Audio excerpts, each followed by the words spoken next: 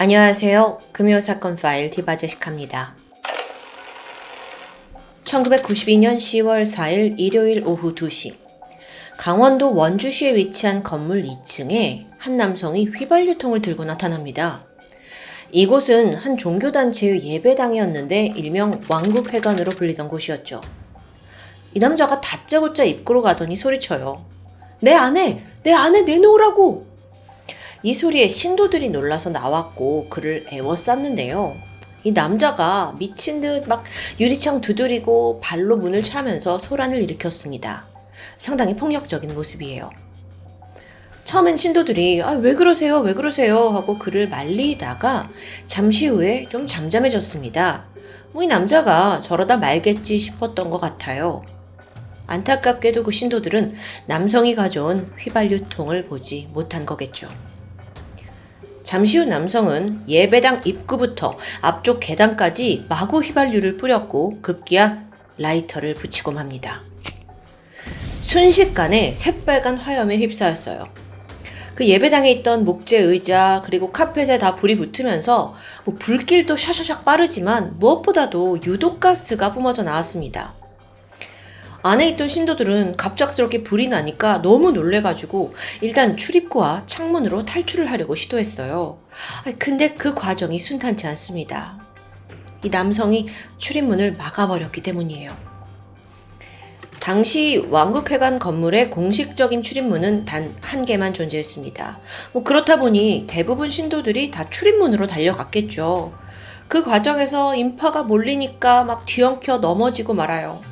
그렇게 탈출은 더뎌졌고 그중 일부는 뜨거운 화염을 피해 7m 창문 아래로 뛰어내리기도 했습니다. 여기서 잠깐 이 화재가 난 왕국회관은 1989년도에 지어진 70여 평짜리 2층 상가 건물입니다. 여호와의 증인이라는 종교단체가 사용하던 곳이고 실제 희생자들도 전부 신도들이었습니다.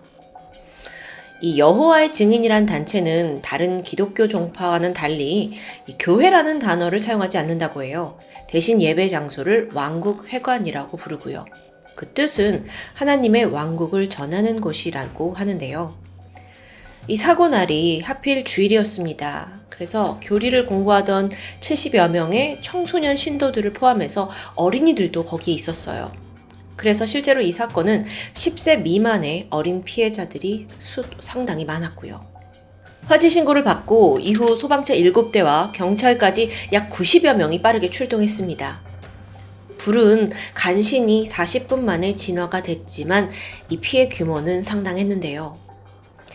그리고 나서 사건이 발생한 지 20분 뒤 이 현장에서 한 400m 떨어진 파출소에 남성이 찾아옵니다. 그리고 당당히 말했죠. 내가 방금 왕국회관에 불 지르고 오는 길입니다. 그는 자수했습니다. 남성의 이름은 원언식, 35살의 나이로 대한지적공사, 현재 명칭으로는 한국국토정보공사의 원주시 출장소에서 근무하고 있던 그러니까 공무원이었습니다. 처음 경찰은 파출소에 와서 자기가 불을 질렀다고 하니 이걸 쉽게 믿을 순 없었어요. 그래서 바로 신원을 조회해봤죠. 그랬더니 전과도 없고 번듯한 회사에 다니고 있는 누가 봐도 평범한 시민이거든요. 하지만 그는 분명 방화범입니다. 아니 그보다도 더 잔혹한 사람들을 아예 죽일 목적으로 불을 지른 살인범이었어요. 이날 원원식에 의해 희생된 사망자 수는 무려 15명. 살아남은 이들 중에서도 36명은 중화상을 입었습니다. 그런데 또 다른 문제가 있어요. 이 생존자, 피해자 지금 대부분이 여호와의 증인 신도잖아요. 그래서 이들이 교리에 따라 수혈받는 걸 거부한 겁니다. 이 화상 환자의 경우에도 치료 과정에서 많은 출혈이 발생할 수 있기 때문에 수혈이 필요해요. 하지만 이들 중에 예를 들어 한 피해자는 교리가 너무 중요하다 그러면서 수혈을 끝내 거부했고 사망에 이르고 말았습니다. 이게 일반 사람들의 상식에선 다소 이해하기 힘들지만 종교적인 신념이었으니까요. 자, 그렇다면 원원식은 왜 이런 집단 살상을 계획한 걸까요? 그건 바로 아내 신성숙 씨 때문이었죠. 아내는 여호와의 증인의 독실한 신자였습니다. 남편은 여기에 큰 불만을 품고 있었어요. 10월 4일 오전이었는데 이날도 아내 신 씨는 예배를 가야 한다면서 나갈 채비를 하던 중이죠. 근데 그날따라 남편이 오늘만큼은 절대 그 왕국회관에 나가지 말라면서 만류하는데 아내가 이 말을 무시한 채 집을 나섰고 여기에 남편이 폭발해버린 겁니다. 게다가 결정적으로 신 씨가 이런 말을 했다고 해요. 나한테는 가족보다 하나님이 먼저예요. 난 예배에 절대 빠질 수 없어요. 이게 그 남편의 분노의 불씨를 키운 한마디였겠죠. 사실 원원식은 평소에 술을 잘 마시지 않던 사람이었다고 합니다. 그러다가 아내가 이 종교에 빠진 이후부터 답답한 마음에 술을 자주 접하게 돼요. 그래서 이날도 아내 신씨가 집을 나가자마자 소주 2병을 연거푸 마셨죠. 그리고서는 이놈의 종교 때문에 아내도 저렇게 되고 우리 집안 꼴도 다 이런 거야. 내가 다 죽여버릴 거야. 라는 생각에 결코 해서는 안 될 짓을 저지르고 만 겁니다. 그는 곧장 창고로 갔어요. 그리고 플라스틱 통을 꺼내서 집에서 약 1km 떨어진 주유소까지 걸어갑니다. 도착하자 휘발유 10리터를 구입해서 통에 채워 넣었고 그 길로 아내가 평소 다니던 왕국회관으로 향하게 되죠. 오후 2시 30분 원씨가 예배실 앞에 도착했어요. 아내 내놓으라고 막 소리쳤죠. 근데 신도들이 이때 아내분 여기 안 계세요 라고 말을 했다고 해요. 근데 원씨는 그걸 믿지 않았고 아내를 내놓지 않으면 나 여기 전부 다 태워버릴 거야 라고 경고했지만 이게 또 말릴 틈도 없이 휘발유가 뿌려졌고 몇 초 안에 왕국회관은 대참사를 겪게 된 겁니다. 게다가요, 당시 이 예배당의 바닥에 인화성 물질인 카펫이 깔려 있었어요. 또 의자는 다 목재였기 때문에 불이 삽시간에 그냥 빠르게 퍼진 거예요. 카펫이 타들어갔죠? 그러니까 유독가스가 나와요. 그러니까 아예 연단 쪽에 있던 신도들은 대피도 하지 못한 채 참변을 당했습니다. 그런데 여기서 그 범인 원씨가 보인 악마 같은 모습이 정말 경악스러운데 이 사람들이 빠져나오지 못하도록 한동안 출입문을 막고 버틴 겁니다. 그러다가 이제 힘으로 밀어붙이니까 결국에 신도들이 탈출을 했고 원씨는 그들한테 붙잡혀서 구타를 당하기도 했다는데요. 여기서도 막 구타를 당하는 와중에 나는 내가 스스로 자수할 거야 이러면서 이후에 바로 탑실소로 달려갔죠. 그런데요, 정작 아내 신씨는 그날 예배당에 없었던 것으로 밝혀졌습니다. 사실 이게 워낙 옛날 사건이라 기록마다 조금 다르게 나와 있긴 한데 원씨가 행패를 부리는 동안 몰래 회관 쪽문으로 빠져나가서 화를 피했다는 이야기도 있고 애초에 아예 왕국회관에 가지 않았다는 기사도 남겨져 있습니다. 어쨌든 그 아내 신씨는 사건 다음 날인 5일 아침 원주 경찰서에 자신의 친정어머니와 남동생 데리고 자진 출두했습니다. 그리고 사건 발생에 대한 조사를 받게 되죠. 범인 원원식은 구속이 되면서 카메라 앞에 서게 됩니다. 사실 이 사람이 범행을 저지르기 전까지는 그저 우리 주변에서 쉽게 볼 수 있는 평범한 가장이었어요. 그렇기 때문에 당시에 이 사건에 대한 충격이 굉장히 컸죠. 그 또한 이런 말을 했습니다. 나는 아내만 죽이면 됐었는데 일이 이렇게 크게 돼서 속상하다. 1957년생인 원원식. 그는 강원도에 있는 가난한 농가에서 일남 4녀 중 8대 독자 외아들로 태어났습니다. 이게 되게 찢어지게 가난한 집안의 지금 8대 독자예요. 더구나 일찍이 아버지가 사망하고 가세는 더욱 기울었죠. 그는 오로지 가난을 벗어나고 싶다는 굳은 의지로 일찌감치 취업 전선에 뛰어들게 되는데요. 20살이 됐어요. 원원식은 대한지적공사의 계약직으로 본격적인 사회생활을 시작합니다. 상당히 성실했던 것 같아요. 그래서 여기서 처음엔 계약직이었지만 얼마 후에 정규직으로 승격이 되는데 사실 이런 사례는 그 당시로서도 꽤 드문 경우였다고 합니다. 그러다가 1982년 2살 연하인 신성숙 씨와 결혼을 했고 2명의 딸을 얻게 됩니다. 원주시로 발령을 받았거든요. 그리고 이사를 오면서 당시 4천만 원 정도의 25평 아파트를 구매하고 또 여기서 가족들과 정착을 하게 돼요. 모든 게 그렇게 완벽할 줄 알았죠. 하지만 행복은 오래 가지 못했습니다. 원주에 온 지 3년 만인 1991년, 아내가 여호와의 증인 이 단체에 빠지게 되면서 평화에 금이 가기 시작합니다. 처음에 그는 아내의 종교 활동을 대수롭지 않게 여겼다고 해요. 근데 시간이 갈수록 아내가 너무도 종교에 매진을 했고 그럼으로써 가족을 돌보는 것을 좀 소홀히 하기 시작한 겁니다. 원 씨가 여기에 괴로워하면서 아마 술로 고통을 달래기 시작했죠. 평소에도 친구와 동료들에게 신세 한탄을 아내가 이렇게 막 빠져가지고 집안 꼴이 이렇다라고 한탄을 자주 했다고 합니다. 한편 이 원 씨는요, 굉장히 효자로 소문이 자자했던 사람이에요. 어릴 적에 아버지가 돌아가셨잖아요. 그리고 어머니가 평생 이 자식들을 홀로 키워왔는데 그러다 보니 애정이 좀 남달랐겠죠. 어머니는 일찍이 중풍을 앓으셔서 하반신이 불편해서 좀 거동이 쉽지 않습니다.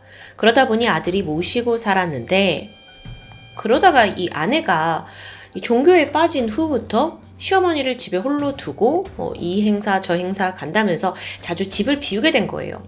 그러니까 끼니도 제대로 못 챙겨주죠. 그게 이제 남편으로서는 불만이 점점 쌓여갔고요. 더구나 여기서 원씨 어머니는 불교 신자였다고 해요. 여기에 더해 남편이 출근을 해 있는 동안 이 집에 있는 건 신씨와 시어머니입니다. 이 두 사람 사이의 갈등과 다툼이 계속 이어집니다. 근데 또 그게 그럴수록 신씨는 종교 활동에 더 집착하고 빠져들었고요. 노모가 결국에 이걸 견디지 못해서 91년 9월경 딸네 집으로 거취를 옮기게 됩니다. 자, 일이 이렇게 되니까 원 씨는 그동안 참아왔던 분노를 그 화재라는 것으로 거의 모든 걸 폭발해서 내뿜었던 것으로 보여요. 결국 술에 취해서 휘발유통 들고 화재를 저질렀으니까요. 자, 이렇게 사건 전말이 알려지면서 여러분은 어떤 생각이 드실지 모르겠지만 그 당시 여론은 사실 살인 방화의 주범이긴 하지만 원원식의 사정이 너무 딱하지 않냐 라면서 여론이 좀 그쪽으로 기우는 모습을 보이게 됩니다. 당시에 원주 시민 10,000명 정도가 직접 탄원서를 작성해서 법원에 제출하기도 했고요. 이게 90년대 초반에 가부장적인 시대상과 맞물려서 애초에 너무 범죄와는 무관한 남자가 종교에 빠진 아내 때문에 이런 일을 저질렀다라고 이제 여론이 형성되면서 많은 동정심을 사게 된 것 같습니다. 또한 이 원씨뿐만 아니라 당시에 원주 시민들조차 그 왕국회관에 대한 별로 좋지 않은 인식을 가지고 있었어요. 현재 국내에 여호와의 증인 신도수가 약 10만 명일 정도로 많이 늘어나 있는데요. 그 당시만 해도 사람들에게 여호와의 증인이라는 이름조차 생소했고 또 사입이 아니냐라는 인식이 매우 강하죠. 그래서 오히려 원씨, 이 가해자인 원씨가 이 종교로 인한 피해자인 거고 사입이 종교를 처단하는 사람이다 라고 단정짓게 되는 사람도 있었습니다. 이건 물론 여론의 반응을 제가 말씀드린 거예요. 게다가요, 또 시기적으로 1992년에는 막 대규모 휴거 예고 막 이런 게 있었거든요. 그래서 가뜩이나 기독교에 대한 인식이 좋지 않아요. 휴거라는 건 다미성교회의 이장림 목사가 주장한 종말론인데, 사실 토미에서도 다룬 적이 있긴 하죠. 그로 인해서 막 휴거다 해서 기독교는 물론이고 종교를 갖지 않은 사람에게도 막 불안감과 파장을 안겨주었던 대한민국의 대표적인 사건이에요. 1992년 10월 5일자 동아일보 기사에 원원식을 이렇게 표현하고 있더라고요. 법과 사회로부터 용서받을 수 없는 가해자이자 특정 종교 최대 피해자다. 되게 양면적인 평가죠. 하지만 이 사건에는 사실 종교에 가려진 또 다른 원인도 있습니다. 그게 바로 고부 간의 갈등인데 신씨 입장에서는 시어머니의 상습적인 학대와 폭언을 견디다 못해 마음을 의지할 곳이 필요하니 종교에 빠졌다고 주장을 해요. 괴로워하던 신씨에게 마침 친정 엄마가 이제 마음의 평안을 좀 얻기 위해 성경 공부를 해봐라 라고 권유를 했고 그러다가 여호와의 증인에 발을 들여놓게 된 거죠. 아내에 따르면 그녀는 일주일에 3번씩 왕국회관에 방문했습니다. 특히나 목요일에는 예배가 좀 늦게 끝나서 밤 11시에 집에 들어갈 때도 있었고요. 이러다 보니 남편과 자주 다투게 되는데 원 씨는 어쨌든 아내가 우리 엄마를 잘 돌보지 못한다라는 부분에서 크게 분노했죠. 근데 또 아내는 무작정 시어머니 편만 드는 남편의 태도에 실망감을 느낀 거고요. 그러다가 시어머니가 결국 딸들 집으로 옮겨가자 원 씨는 참지 못하고 이 참사를 일으킨 겁니다. 그래도 잊지 말아야 할 게 그는 15명을 화재로 살해한 대량 살상범이라는 사실입니다. 원원식은 1심에서 3심까지 최종 사형 확정 판결을 받았습니다. 현재 그는 국내 가장 오래된 사형수로 알려져 있는데요. 1993년에 사형이 확정됐으니까 2024년인 현재 그는 31년째 복역하고 있는 장기 미결수입니다. 현재 광주교독소에 복역 중이래요. 참고로 좀 아이러니한 게 있는데 오랜 세월 교도소에 살고 있는 원원식은 그곳에서 열렬한 개신교 신자가 되었다고 전해집니다. 최근 들어서 이 원 씨에 대한 사형 집행 시효 문제가 불거졌습니다. 국내 형법 제66조에 따르면 형을 선고받은 사람에 대해서는 시효가 완성되면 그 집행이 면제된다라고 명시되어 있어요. 근데 문제는 사형의 경우에 그 시효 기간이 30년이라는 거죠. 그러니까 30년 기간 동안 사형수로 복역을 해도 집행이 되지 않으면 석방될 수 있다는 가능성입니다. 이걸 해결하기 위해 정부는 사형 집행 시효를 아예 없애는 형법 개정안을 의결했는데요. 그렇다면 이제 사형이 사실상 가석방 없는 절대적 종신형과 같은 효과를 낼 것으로도 보고 있습니다. 원 씨는 과거 한 인터뷰를 통해서 30년 기간 동안 자신이 사형수로 살면서 하루하루 체념을 배워갔다고 고백합니다. 그렇다고 해서 참혹하게 불타 죽은 피해자들에 대한 변명거리는 될 수 없겠죠. 지금까지 금연사건 파일 디바제시카였습니다. 안녕하세요. 토요미스테리 디바제시카입니다. 2012년 3월 9일 전북 부안군 한 모텔로 신고를 받은 경찰과 구급대가 도착합니다. 이미 모텔에서 현장을 본 주인이 반쯤 정신이 나가 있었죠.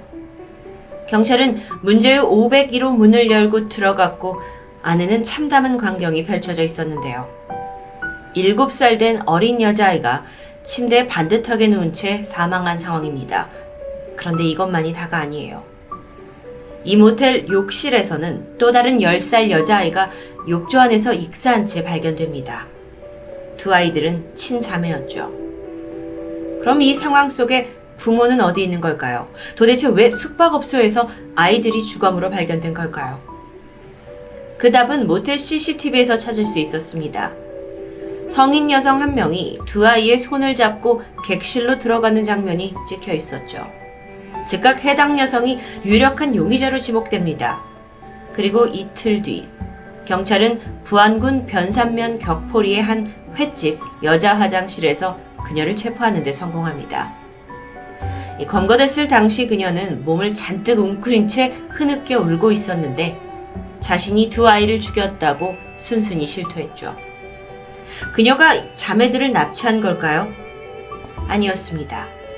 이제부터 그 끔찍한 반전이 드러납니다. 여성은 바로 이들의 친모입니다. 어떻게 된 사건인지 시간은 2년 전으로 거슬러 올라가는데요. 2010년 3월 33살의 주부 권 씨는 초등학교 학부모 모임에서 같은 30대 주부인 38살 양 씨와 처음 만나게 됩니다.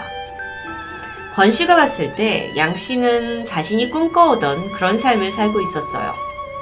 대학교 전산실에서 일을 하고 직업을 가지고 있었고요. 또 양 씨에 따르면 IQ 148 이상이 들어갈 수 있는 멘사의 회원이라고 했죠. 일을 병행하면서 육아까지 척척 해내며 정말 그야말로 슈퍼우먼처럼 보였습니다. 권 씨는 양 씨가 부러웠고 동시에 동경했고 그렇게 두 사람은 빠르게 가까워집니다. 그런데 당시에 권 씨를 가장 괴롭히고 있던 큰 고민은 바로 넉넉지 못한 형편입니다. 남편의 월급이 150만 원 정도였는데 두 아이를 키우기에는 빠듯했죠. 그렇다 보니 부부관계 역시 좋은 편은 아니었습니다. 권 씨는 이런 상황을 친하게 지내던 양 씨에게 어느 날 털어놓게 되는데 이때 양 씨가 한 가지 제안을 합니다. 그건 바로 자신이 믿고 있는 종교단체에 가입을 해보라는 것이었어요. 그 종교의 이름은 기계교. 기계교 교리에 따르면 사람의 인생은 다 시스템에 의해서 좌우된다고 설명합니다.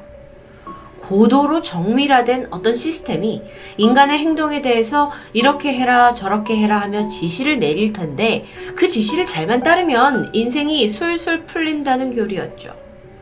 양 씨는 자신이 이렇게 풍족하게 잘 살고 있는 것은 모두 기계교 시스템의 도움을 받았기 때문이라고 말합니다.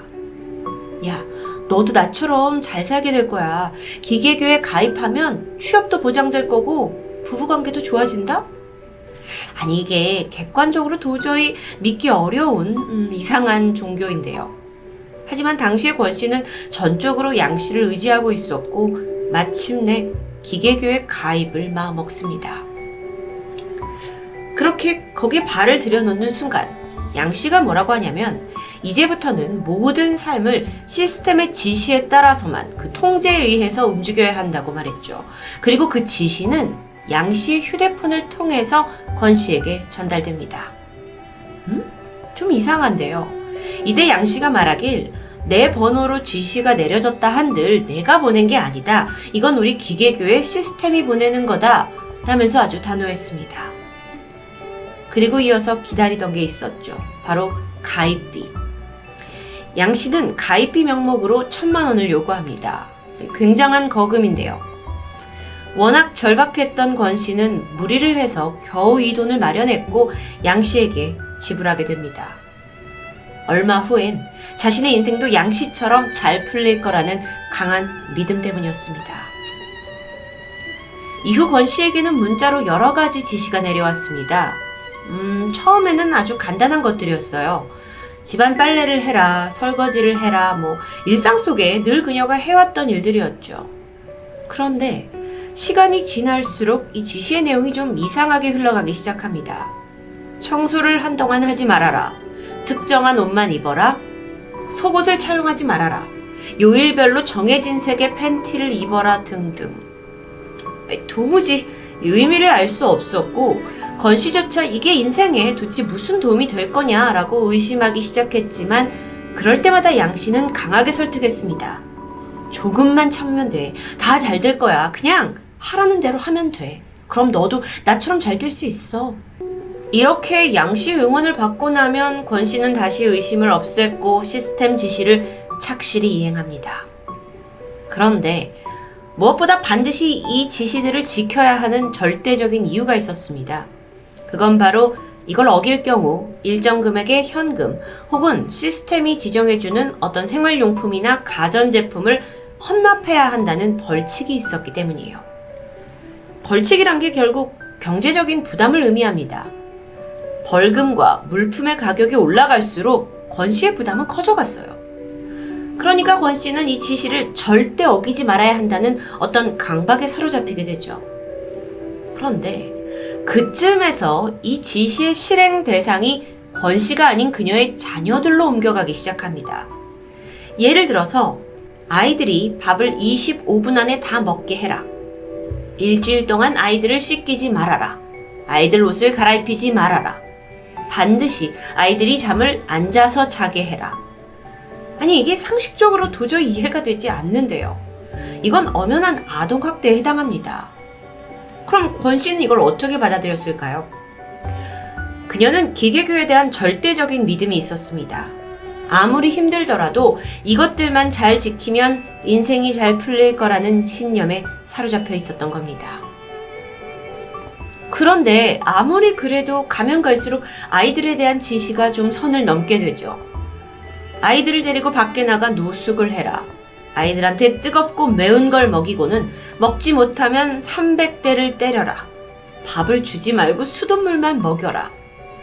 아니 이건 아무리 사입이라고 하더라도 너무한데요.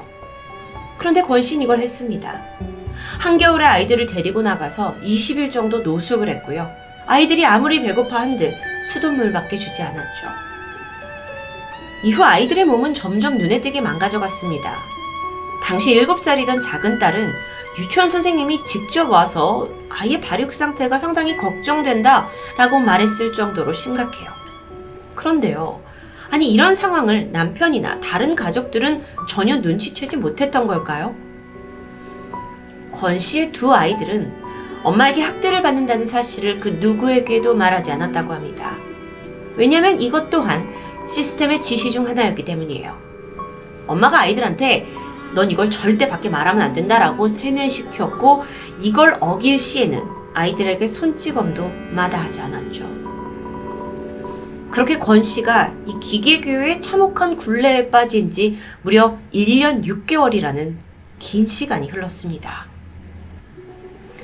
그렇게 최대한 지시를 지키려고 노력했지만 그럼에도 불구하고 계속적으로 오는 이 기이한 요구에 권 씨는 상당한 돈을 계속 헌납해야 했습니다. 그게 모이고 모이더니 어느새 6천만 원의 사채비까지 지게 되죠. 아니 인생이 잘 풀릴 거라는 믿음으로 시작한 건데 오히려 빚더미에 앉게 된 겁니다. 그러던 2012년 3월 엄마 권 씨는 돌연 두 아이들을 데리고 전라북도 부안군의 격포로 여행을 떠나게 됩니다. 그곳에서 아이들에게 맛있는 삼겹살도 사주고 쇼핑도 하고 바다도 보면서 행복한 추억을 쌓아갔죠. 즐거운 하루를 보낸 후 세 모녀는 마지막으로 모텔로 향했습니다.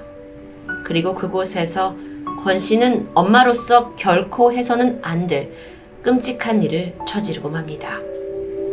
자신의 두 아이들을 살해한 겁니다. 이것도 모든 게 기계교 그 양 씨의 지시였던 걸까요?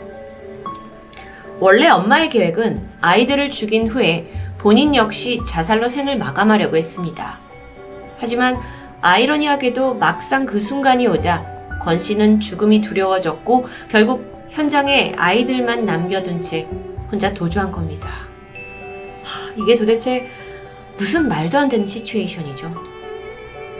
추후 권 씨를 체포한 경찰은 이 모든 상황이 생활고에 시달리던 엄마가 삶을 비관해서 아이들 살인을 저질렀을 거다라고 생각했습니다.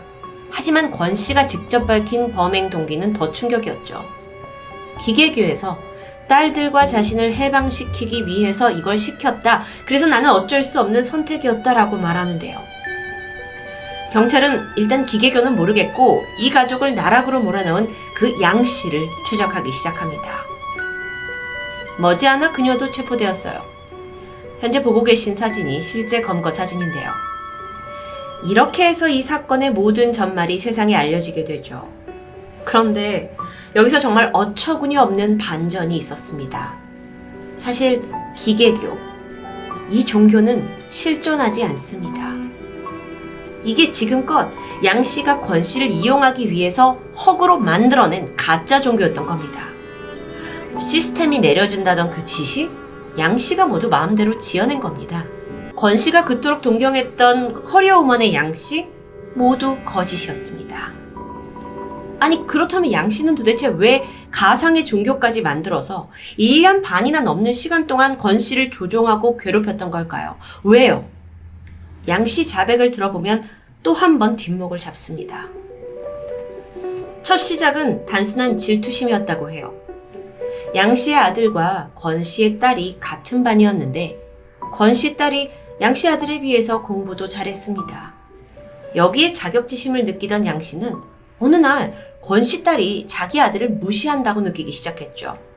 그리고 그 분노를 이기지 못하고 권 씨를 골탕 먹일 생각으로 기계교를 들먹거리면서 그녀를 유인했고 그렇게 한 엄마를 완전히 자신의 노예로 만들어버린 겁니다.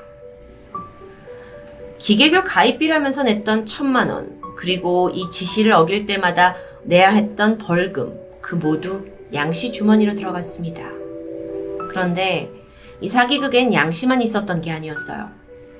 양씨는 자신의 내연남까지 이 사건에 가담시키면서 범죄 자체가 더 대범해졌고 더 큰 액수를 갈취하기 시작했던 겁니다.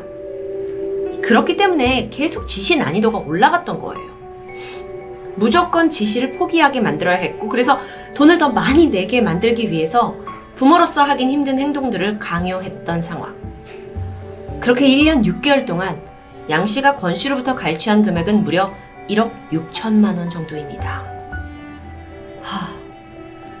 그런데요. 아니, 종교를 빌려서 누군가를 이 정도로 세뇌시키고 조종하고 자신이 하는 모든 말을 믿게 하는 게 과연 가능할까요? 이 부분은 여전히 미스테리로 남아 있습니다. 권 씨가 도대체 무엇에 흘려서 그렇게 양 씨가 하라는 대로, 아니, 양 씨가 그녀의 신이 돼버렸는지 일반적인 사람의 생각으로는 도저히 이해가 되지 않는데요. 이후 자식을 살해한 권 씨는 모든 혐의를 순순히 인정했고 1심에서 8년을 받게 되지만 항소 후 2심에서 최종적으로 징역 6년을 선고받습니다. 그리고 이 모든 과정을 설계한 진범 양 씨는 살인 교사 혐의로 징역 12년을 선고받았습니다. 일명 기계교 사건. 내막 자체가 너무도 기괴해서 한마디로 이 사건을 정의하기란 참 쉽지 않습니다. 그리고 누가 더 잘못을 많이 했냐를 판단하기도 애매하죠.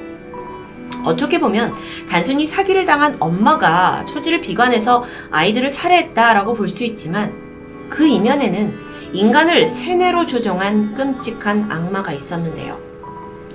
이 사건을 통해 다시 한번 가스라이팅의 무서움을 엿볼 수 있겠죠.